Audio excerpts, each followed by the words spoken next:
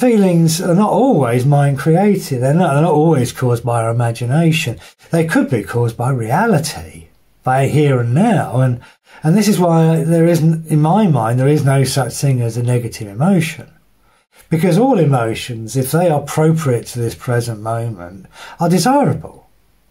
Now, if you really were in a dangerous situation right now, and your life really was in danger, then yes, be stressed.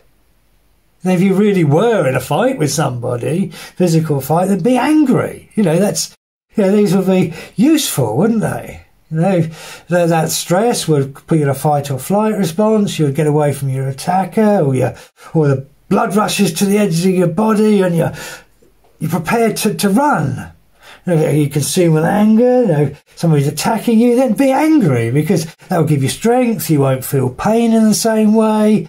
That's what it's for.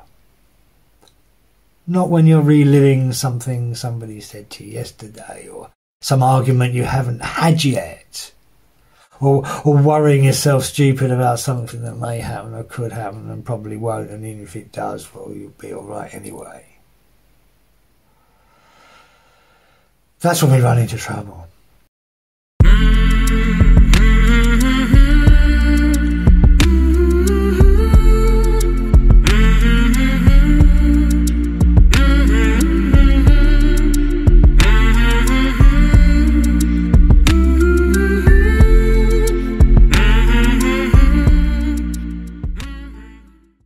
Because when those emotions are not resolved, we get a build-up of them chemically in the body. In traditional mindfulness, they would use the term karma. And what they would say is that we've been storing within us an energy field of unresolved pain through our misdeeds and through our actions. And that's how you've been accumulating in this lifetime and many, many lifetimes before this. But you don't need to believe in reincarnation to practice mindfulness. It's not necessary. But whether you believe it's past lifetimes or this lifetime, it doesn't matter. What matters is how we manage that or respond to that in the present moment.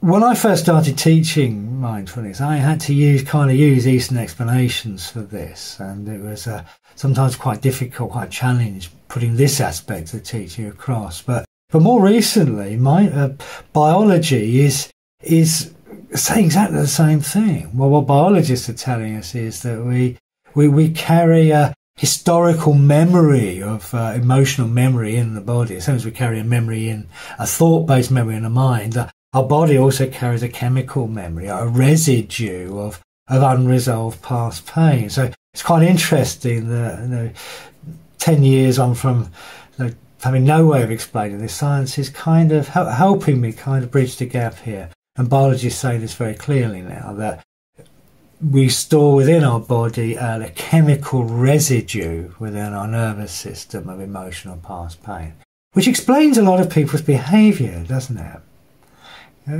Because what appears to happen is that a particular thought, let's suppose I've got an issue with rejection, let's say. A long history of rejection, lots of past hurts, rejections, losses of rejections, or it may be stemming back to childhood, who knows. I may be very sensitive to rejection.